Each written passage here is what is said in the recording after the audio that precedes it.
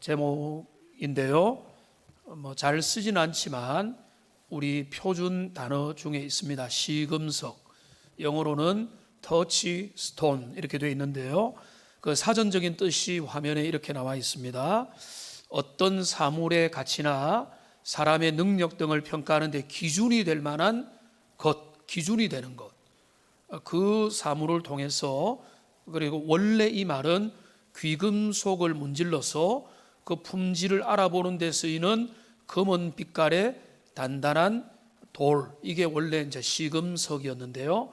이 이제 원래 그 검은 빛깔의 단단한 돌로부터 확대되어서 모든 것들이 제대로 되어 있는지 아닌지를 검사하고 확인하는 것으로 그게 바로 시금석이 된다라고 하는 것입니다. 예를 들면 이런 것이요. 우리 믿음의 시금석이 무엇인가 하면 예수 그리스도입니다. 예수 그리스도가 왜 믿음의 시금석인가 하면, 매일 성경을 묵상하는 분들은 최근에 그 내용들이 많이 나오는데, 예수님은 모퉁이 돌이 되시고 반석이 되시고 기초돌이 되시죠. 그런데 이 기초돌이 되시는 예수님 앞에 어떤 사람은 나와서 예수님 때문에 구원을 얻고 생명을 얻고 예수님이 도움의 돌이 되어서 그의 인생이 세워져 가는 반면에, 어떤 사람들은 예수님에게 오면은 깨뜨려집니다. 부서뜨려집니다. 망하게 됩니다. 그의 인생이 멸망당하게 됩니다. 이상하죠? 주님께로 오면 다 구원받는 게 아니고, 어떤 사람은 예수님을 통과하지 못하고 예수님에게 부딪혀서 부셔져 버리는, 그러니까 예수님을 성경에 보면은 부딪히는 돌, 거치는 반석이다라고 말을 했던 겁니다. 이게 아주 신비한 일이거든요. 예수님이라는 그 좋은 분 앞에 어떤 사람은 와서 그분을 통해서 영생을 얻지만은, 어떤 사람은 예수님에게 왔는데 어느 순간에 보면은 점점 정죄에 빠지고 멸망의 길로 가더라. 그러면 예수님이 뭡니까? 하나님께로 가는 믿음의 시금석이 된다, 이런 의미로 이 시금석이라는 단어가 사용이 되는 겁니다. 그러면 이제 요한이 우리에게 이제 아주 이론적이고 고상한 신학적인 이야기를 하는 게 아니라, 우리가 믿음 생활을 잘하고 있느냐, 우리가 하나님의 자녀답게 잘 살고 있느냐에 대한 확실한 시금석이 있다는 거예요. 우리의 신앙의 시금석이 예수 그리스도라고 한다면, 우리의 믿음 생활 잘하느냐 여부의 시금석이 뭔가 하면 형제 사랑이라는 것입니다. 형제를 사랑하면 믿음 생활 잘하는 것이고, 누군가를 자꾸 미워하고 누군가를 증오하고 그 미움에 빠져서 그 사슬에서 벗어나지 못한다면 그의 믿음은 지금 문제가 많이 있다는 것입니다. 요한은 어렵지 않습니다. 요한의 논리는 단도직입적이고 이분법입니다. 이거 아니면 저겁니다. 빛 가운데 있으면 형제 사랑하고, 형제 사랑하면 하나님의 사람으로 잘 가고 있는 것이고, 형제를 사랑하지 않는다는 것은 심각한 일인데, 왜냐하면 하나님의 빛의 조명을 제대로 못 받고 있는 것이다. 여기 형제 사랑은 물론 자매 사랑은 안 됩니까? 그게 아니고, 자매 사랑, 그 다음에 부부의 사랑, 그 다음에 자녀와 부모의 관계, 친구와의 관계, 우정의 관계, 이웃과의 관계, 직장의 동료와 상사와 또 손아래 사람과의 관계, 우리의 시댁과의 관계, 모든 관계를 통칭한 게 바로 형제 사랑이라는 거죠. 그러니까 이 형제 사랑이라는 렌즈를 통해서 우리 자신의 내면을 돌아보면, 우리가 하나님의 빛을 제대로 받고 있는지, 빛된 자녀의 삶을 살고 있는지, 아니면은 거기에서 이탈해서 응달해서 지금 아주 좀 차가운 삶을 살고 있는지, 하나님의 은혜에서 비껴나 있는지를 알 수 있는 확실한 시금석이 된다는 것입니다. 그것으로 확인을 해봐라는 거죠. 그런데 남을 확인하는 게 아니라 나를 확인해 보라는 것입니다. 내가 어떻는지, 나의 마음이 어떻고 내가 정말로 빛의 자녀로 살아가며 형제를 사랑하고 구김이 없고 어떠한 흠도 없고 그냥 투명하게 형제와 자매를 사랑하는지, 아니면 내 마음에 미움과 증오와 시기심과 그 사람을 넘어뜨리고 그 사람을 함정에 빠지고자 하는 그런 마음들이 내 안에 불현듯 순간순간 일어나는지, 용서하지 못하는 마음들이 내 마음에 아직도 있는지, 그 형제 사랑이라는 그 시금석을 통해서 우리가 지금 믿음의 길 잘 걸어가고 있는지를 확인을 해볼 수 있다는 것입니다. 우리가 요한일서를 연속으로 쭉 보고 있기 때문에 요한이 그 공동체에게, 교회에게 전했던 내용들을 우리가 정리를 한번 해볼 때가 되었습니다.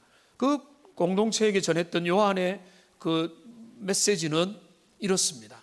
아주 단순한 메시지인데요, 내가 너희들에게 소식을 전하는데, 왜냐하면 그 소식을 너희가 듣고 반응을 해야 진짜 사귐이라는 게 일어나기 때문이다, 이렇게 말하면서 우리는 하나님의 비춤을 받았고, 그래서 그 빛을 직접 복음을 만졌고 경험했고 누렸다. 그리고 그 참된 빛이 내 마음에 비추게 되었는데, 그렇기 때문에 빛이 비치면 그 빛이 비친 사람은 이제부터는 빛의 자녀의 삶을 살게 된다. 그러니까 빛의 자녀로 살게 되는데, 그런데 그 빛이 비치면은 밝아지고 빛의 자녀로 살 뿐만 아니라 또 하나의 현상이 나타난다. 그 뭔가 하면 나의 어두움을 직면하게 된다. 나의 얼룩과 죄를 직면하게 되는데, 그러나 그것 때문에 우리는 절망하지 않는다. 왜? 나의 부족함을 우리의 대언자가 되시고 화목제물이 되시는 예수 그리스도를 의지하여 주의 보혈, 힘이 또다, 능력이 또다, 주님을 의지하여 담대히 하나님 앞에 우리 자신을 정결하게 만들어서 나가면 우리는 다시 거룩한 하나님의 사람으로 그 빛 가운데 걸어갈 수 있기 때문이다. 그게 지난주까지 내용이고, 여기에서 한 걸음 더 나가서 뭔가 하면은, 그렇기 때문에 빛의 자녀는 주님의 계명을 따르며 살아간다. 여기까지 온 것입니다. 하나님은 빛이고 그 빛이 그 사람에게 비치면 그 사람은 빛의 자녀가 되고, 그에게 노출된 어둠이 있다면 그 어둠을 하나님 앞에 고백하며 그리스도를 의지하여 나가고, 그러면서 다시 회복되어서 계명을 지키는 삶으로 살아가는 것이다. 주님을 진짜 사랑하는 자는 주의 계명을 지킨다. 그런데 그 주의 계명은 우리를 얽매이게 만들고 율법주의로 빠지게 만들고 우리를 허덕허덕하게 만드는 게 아니고, 그 결코 무거운 짐도 아니다. 주의 계명은 뭐냐? 지난주에 우리가 살펴봤죠. 하나님의 말씀을 지키는 것이다. 그리고 그 주님의 말씀이라는 것은 복잡한 게 아니다. 그건 뭡니까? 하나님을 사랑하는데, 하나님 사랑의 핵심은 예수 그리스도를 믿는 거다. 그리스도를 믿음으로 하나님을 사랑하고 내 이웃을 사랑하는 것, 이게 계명이다. 그러니까 하나님 사랑, 이웃 사랑을 우리가 우리의 삶에서 빛의 자녀로 실천하는 거다. 이게 요한이 전하는 복음이라는 겁니다. 그러니까 여러분, 요즘에는 좋잖아요. 유튜브 설교를 통해서 대구 도원교회 쳐가지고 그 안에 들어가면은 그 설교 지나간 거 계속 확인하여, 요즘에는 음질과 화질도 좋아졌기 때문에 다시 또 복습할 수 있잖아요. 우리가 요한의 그 요한 1서에 나타난 복음의 원리가 바로 그거라는 거죠. 빛이신 하나님이 우리에게 나타났고, 우리가 빛의 자녀가 되었고, 빛 가운데 걸어가는데, 걸어가다가 우리의 죄악들이 노출되고 우리가 범죄하게 되면은 자비하신 그리스도 예수를 의지하여 하나님 앞에 나가서 다시 정결하게 되어서 하나님이 원하는 삶을 또다시 걸어간다. 그게 계명을 이루는 삶인데, 이 계명이 뭐냐? 하나님 사랑하고 내 이웃 사랑하는 것이다. 그러니까 지금 형제 사랑이라고 하는 오늘의 주제가 왜 여기에 나타났는지는, 갑자기 형제 사랑이 왜 나오냐가 아니라 이제까지 나왔던 계명을 따르는 삶이 말씀을 따르는 삶이고 계명의 중심이 바로 뭔가 하면 형제 사랑이기 때문에 지금 그 이야기를 하고 있는 것입니다. 그러면서 지금 이제 큰 하나의 기둥이 뭔가 하면 그 계명을 너희가 지키기 원한다라고 말하는데, 지금 좀 요한이 얼핏 보면은 좀 모순되는 듯한 말을 오늘 7절과 8절에서 남기고 있습니다. 7절에 보면 사랑하는 자들아, 내가 새 계명을 너희에게 쓰는 것이 아니다. 너희가 처음부터 가진 어떤 계명이라고요? 옛 계명이라고 했죠. 여기 옛 계명에다가 표시를 하십시오. 내가 너희에게 쓰는 것은 옛 계명이다라고 말하는 거예요. 그런데 8절을 보시면은 또 여기 뭐라고 했습니까? 내가 너희에게 뭘 쓴다고요? 새 계명을 쓴다. 새 계명을. 7절에서는 너희에게 옛 계명을 쓴다라고 하고, 그 다음에 8절에서는 새 계명을 쓴다. 자, 그러면 지금 요한이 강조하는 것은 새 계명입니까? 옛 계명입니까? 화면에 답을 먼저 띄워주시네요. 뭐죠? 새 계명이기도 하고 옛 계명이기도 하다는 거예요. 그러니까 이 말을 제가 오늘 큐티 묵상에도 그 이야기를 함께 나누었습니다만은, 말씀에 이거는 뭐 7절에서는 옛 계명이라고 8절에 새 계명이라니까 말씀은 잘못되었다. 성경의 꼬투리를 잡고자 하는 사람은 말씀을 통해서 진리를 알고자 하는 것이 아니라 이 좀 문제가 있는 거 아니야, 이런 쪽으로 가는 거예요.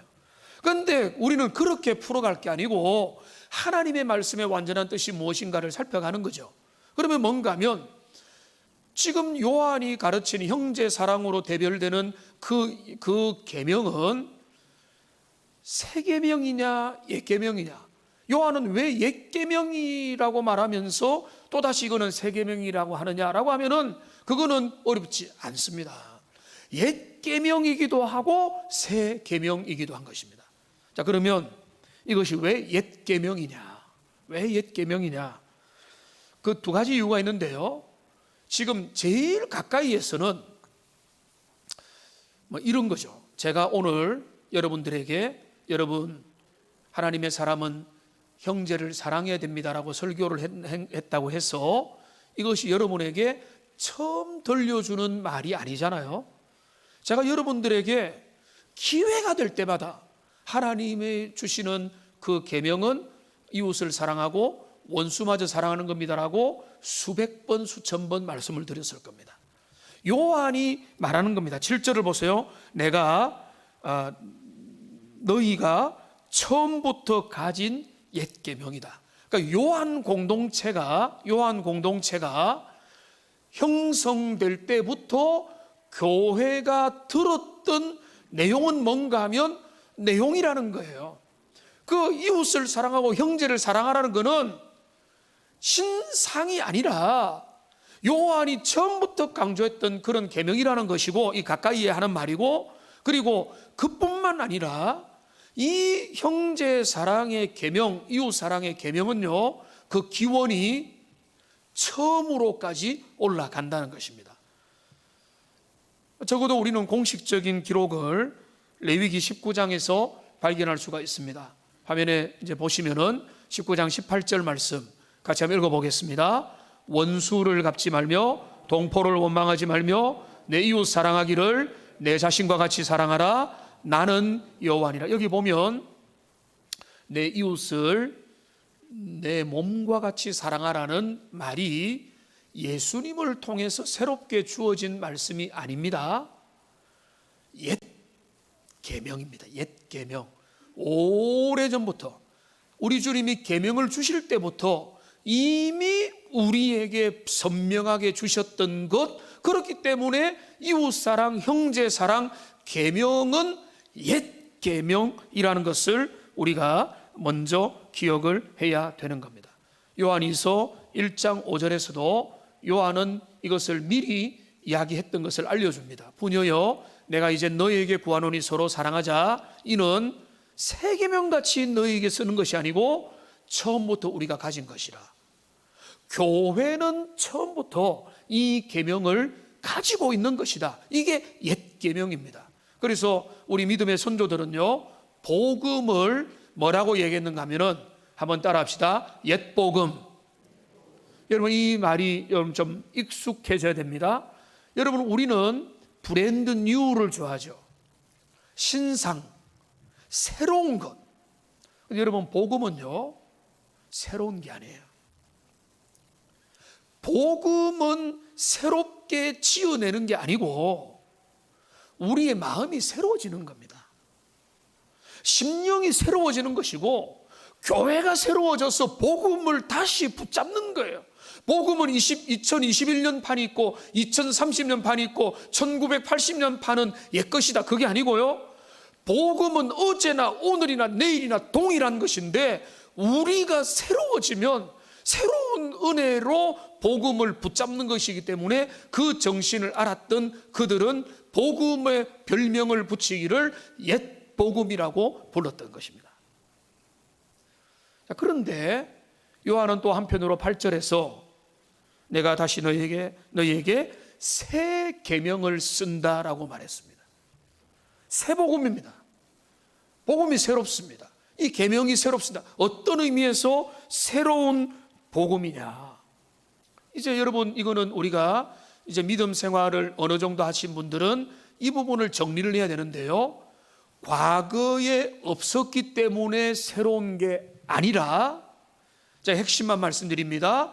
예수 그리스도께서 이 새 복음의 완성을 이루셨고 그분의 그 놀라운 희생과 그 사역을 통해서, 그리고 이제는 그 후에 성령이 우리 가운데 내주 교통하심을 통해서 이제는 그 복음을, 그 계명을 성령을 의지하여 그리스도의 은혜로 넉넉한 주님의 사랑으로 이룰 수 있도록, 이제는 지킬 수 있도록 그 힘과 은혜가 우리 가운데 넘치게 됐기 때문에 새 복음이 된 거예요. 이전에는 몰랐는데 이제는 알게 됐다가 아니라, 이전에는 뭐 투박하게 말하면 지킬 힘이 없는 거예요. 그러니까 기껏 하면 율법주의에 빠지고 아니면은 정죄감에 빠지면서 오라 나여 소망이 없도다, 이렇게 될 수밖에 없었는데, 이제는 새 시대는 어떤 시대인가 하면 그리스도 예수가 우리를 대신하여 이 일을 이루시고, 주님의 이루신 그 일이 성령의 은혜로 하나님의 자녀인 우리가 그 모양이라도 따라갈 수 있도록 우리에게 은혜 주셨기 때문에, 그런 차원에서 이것이 우리에게 새로운 복음이 되는 것입니다. 오늘 이 본문의 말씀을 보시면은 8절에 보시면은 내가 너희에게 새 계명을 쓰노니 그에게와 너희에게도 참된 것이라. 우리가 본문을요, 완전 영감된 본문을 우리가 잘 봐야 됩니다. 그에게, 그는 누굽니까? 마땅히 예수 그리스도죠.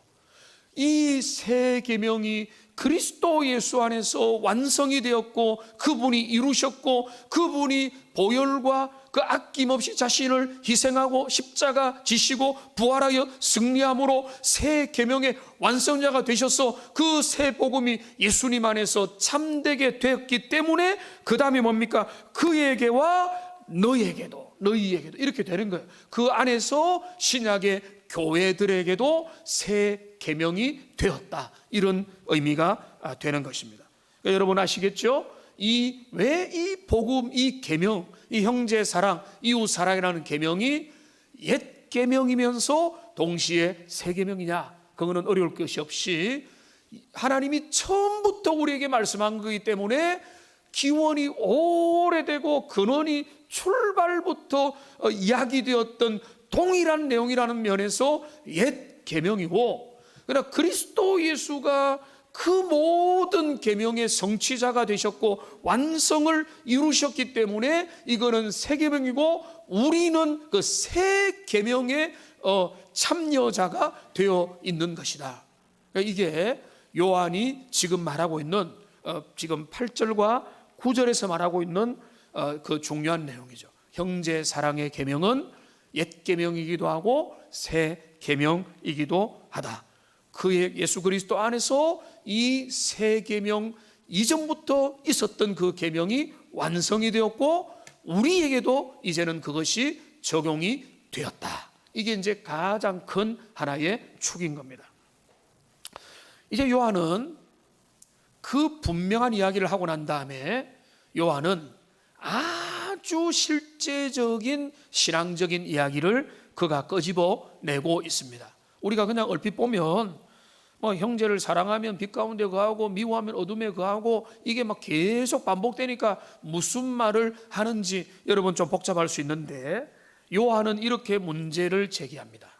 이렇게 이제 형제 사랑이라는 것은 너무나 중요한 하나님의 계명의 중심이고, 이 계명이 옛부터 전해준 계명이며 지금 새롭게도 전달된 계명인데, 이 형제 사랑을 하지 못한다는 것은 심각한 일이다라고 지금 요한은 이야기를 하고 있는 것입니다. 그냥 넘어갈 수 있는 일이 아니라는 거예요. 누군가를 미워한다는 것, 누군가를 용서하지 못한다는 것, 누군가에서 꺼림칙함을 가지고 대한다는 것, 누군가에 대해서 그 마음의 빗장을 여전히 풀지 않고 있다는 것이, 나는 그 사람만큼은 안 돼요, 이 부분만큼은 나는 어쩔 수 없어요, 나는 이 부분은 건드리지 말아주세요 라고 말한다면, 요한이 말합니다, 이거는 그렇게 넘어갈 수 없다. 이거야말로 복음의 시금석이고, 너희가 빛 가운데 있는지 아니면 여전히 어둠의 장악을 받고 죄의 권세 가운데 있는지를 확인해 주는 시금석이라고 요한은 말하면서 우리를 그냥 대충 넘어가지 말라고 말합니다.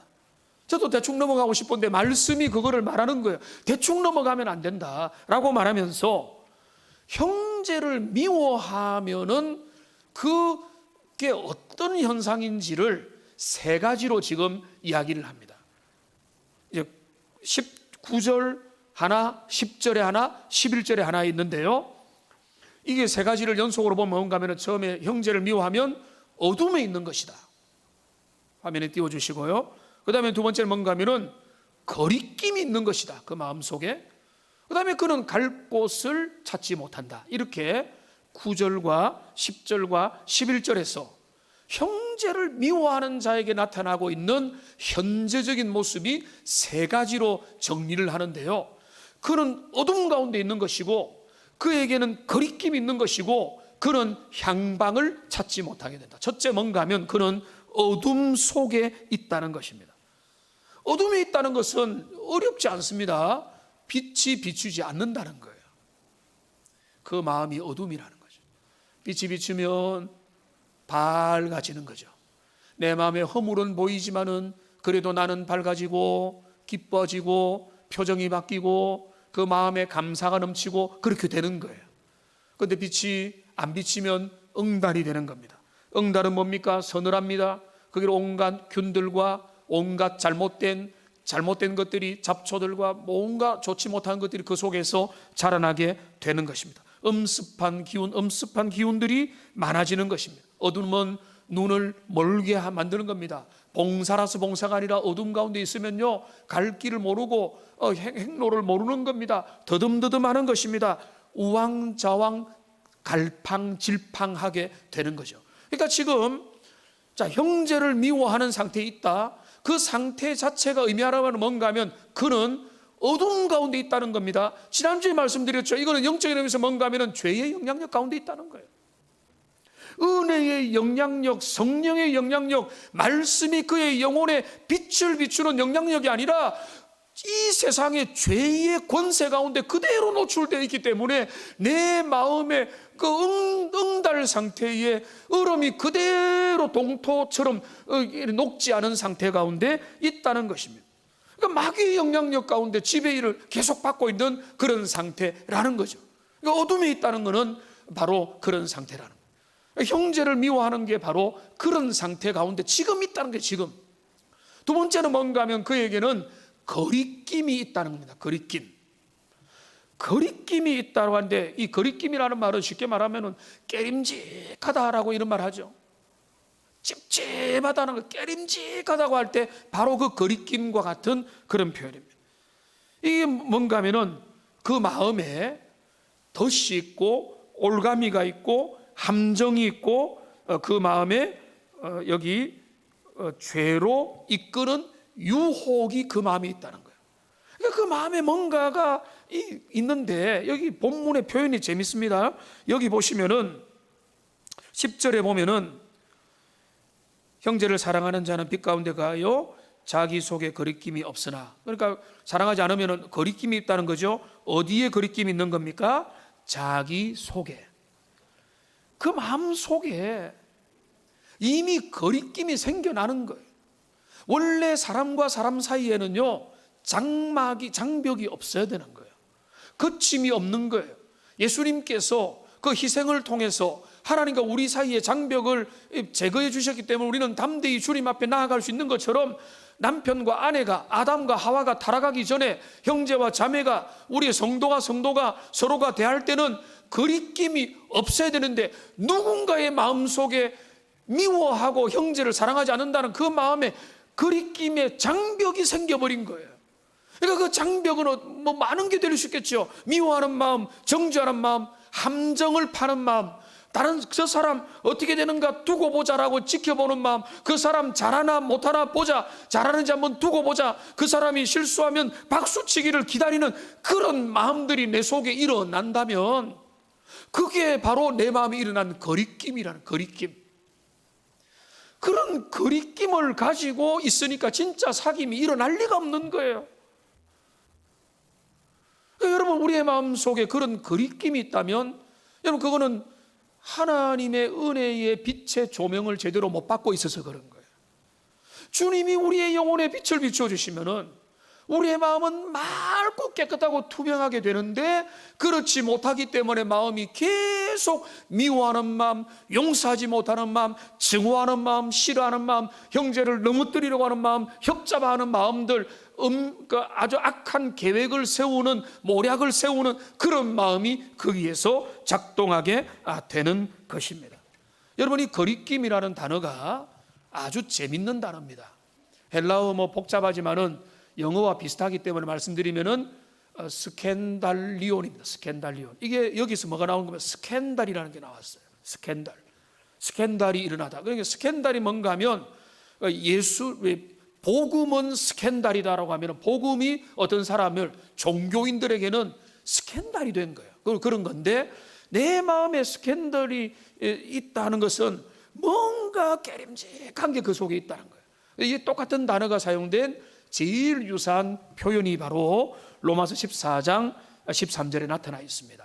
여기 보면은, 그런즉 우리가 다시는 서로 비판하지 말고 도리어 부딪힐 것이나 거칠 것을 형제 앞에 두지 아니하도록 주의하라. 여기 거칠 것, 이게 바로 뭔가 하면 걸림돌입니다.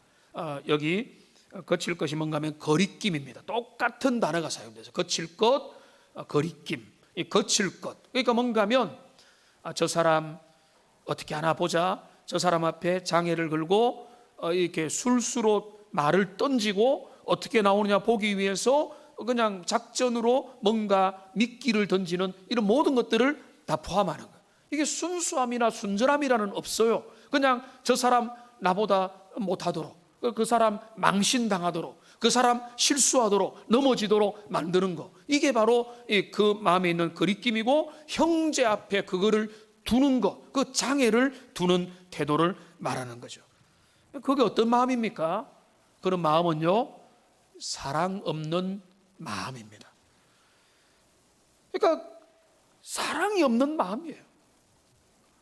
그러니까 냉정한 마음이고 무정한 마음이고, 그러니까 그 마음은 뭔가 하면은 누군가를 제압하기 원하고 그가 실수하고 넘어지기를 원하는 마음이니까 진정한 사랑은 없는, 주님이 원하지 않는 그런 모습이라는 겁니다. 그러니까 지금 보십시오. 아담이 금지된 실과를 따먹고는 즉각적으로 어떤 행동을 했죠? 하나님의 눈을 피했습니다. 그거를 묵상해 보면 왜 아담과 하와가 하나님의 눈을 피했을까요? 깨림직했기 때문에. 이미 그 마음속에 죄지은 마음은 거리낌이 생겨버린 거예요. 그러니까 두려움 없이, 거리낌 없이 하나님을 대하고 상대방을 대하고 누구를 대해야 되는데 내가 뭔가 잘못한 게 있기 때문에 내 마음에 거리낌이 있는 마음으로는 누구도 정직하게 대하지 못하게 되는 겁니다. 그뿐만 아니죠. 세 번째는 또 어떻게 됩니까? 그는 더 심하게는 여기 11절을 보십시오. 그의 형제를 미워하는 자는 어둠에 있을 뿐만 아니라 어둠에 행하며 갈 곳을 알지 못한다. 갈 곳을 알지 못한다. 출구가 없다는 겁니다. 이거를 영적으로 해석하면은 발전을 멈춰버린다는 거예요. 다람쥐 쳇바퀴 돌듯이 열심히 10년을 살았는데 돌아보면 그 자리라는 그 자리. 왜? 어둠 가운데 있었기 때문에. 빛의 자녀로 성장하고 자라가야 되는데 충분히 양분을 공급받아서 멋진 사람으로, 야, 예전에 저 사람 진짜 별 볼 일 없었는데 지금 보니까 이야 멋있게 자랐다, 이렇게 가야 되는데 이전에 참 아름다운데 지금 추하네, 그런 모습이 될 수도 있고, 뭐 옛날에 진짜 괜찮은 줄 알았는데 똑같네, 이런 말을 듣는 게 다 어디서 일어나는가 하면은 성장이 멈춰버린 거예요. 갈 길을 찾지 못하니까. 여러분 뭐 디즈니랜드나 저기 뭐 에버랜드나 이런 데 가면은 한 번씩 그거 보면은 미로를 찾는 거 있잖아요. 미로를 찾는데 그래도 그 미로 안에는 그래도 불을 조금이라도 어둡게라도 켜놓죠. 그러나 그 어두운 데 보면은 막 두려움 가운데 헤매다가 막 놀라기도 하고 하는데, 근데 여기 어둠 가운데 있는 사람들은 눈이 멀고 앞을 못 보기 때문에 그냥 내 앞에 닥치는 대로 살다 보니까 그들은 발전하지 않는 거예요.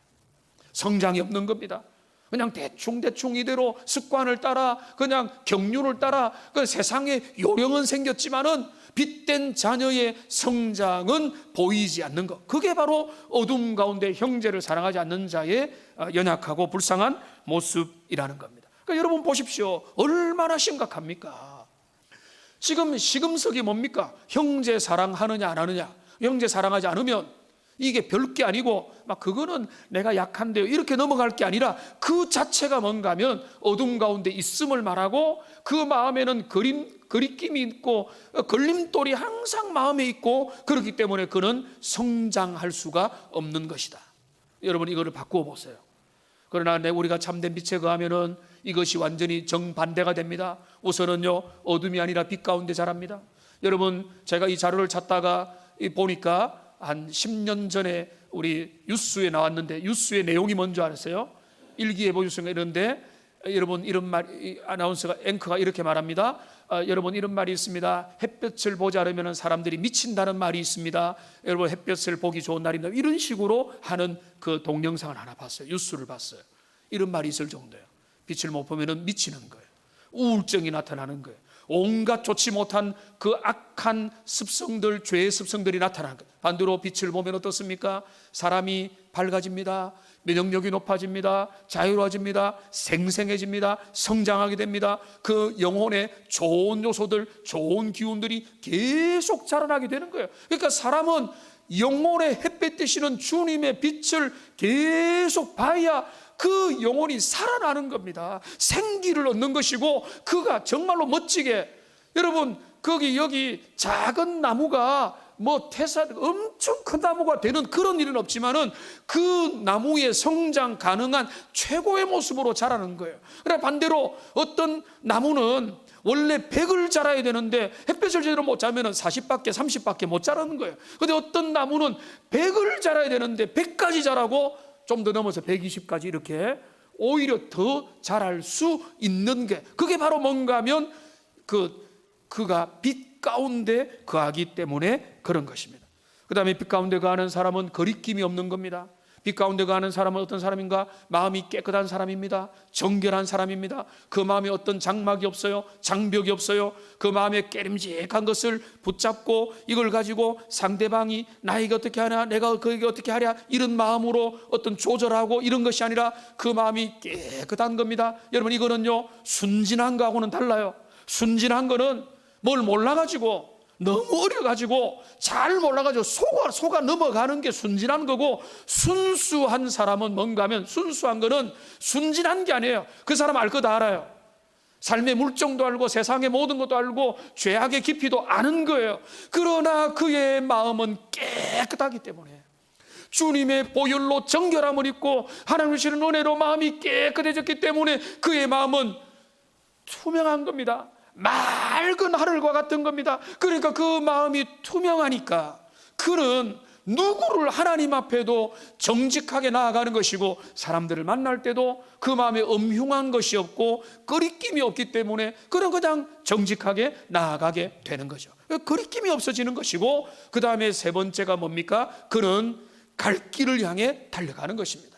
어둠에 있는 자는, 형제를 사랑하지 않는 자는, 계명을 지키는 자리까지 못 나가는 자는 거기서 뱅뱅 돌다가 그저 초라한 인생으로 마무리하지만은 하나님 앞에 빛을 계속 제공받는 자는 그는 자라나는 겁니다. 출구를 찾고 방향을 찾고 한 걸음 한 걸음씩 전진해 나가고 성장해 가는 겁니다. 여러분, 그런 사람들은 눈에 다 보입니다.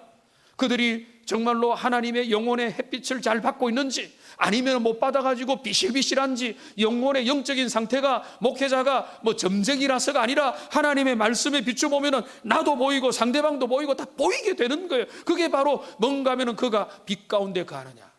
이 말씀의 결론입니다. 여러분, 오늘 이 말씀은 분명합니다. 형제 사랑이 시금석이다. 그걸 가지고 요한은 어떤 말을 합니까? 너 자신을 점검하라는 거예요. 너희의 지금의 상태가 어떤지를 점검해서 어떻게 하라는 겁니까? 점검해서 어렵더라도 햇볕을 많이 쬐어라는 겁니다.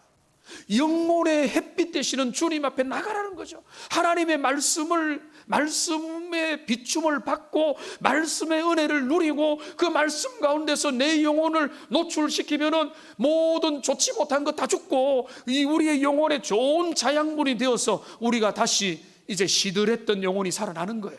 그리고 갈 길을 찾아가는 거예요. 근데 그 가운데 있지 못하고 그냥 그렇지 하면서도 나는 내대로 살아가고, 뭐 밖에 나가서 햇볕 쬐는 거 좋지만은 나는 안 돼, 나는 그냥 있을래, 나는 그냥 힘이 없어, 연약했어, 목사님 내 사정 아세요, 나는 힘들어요, 피곤해요.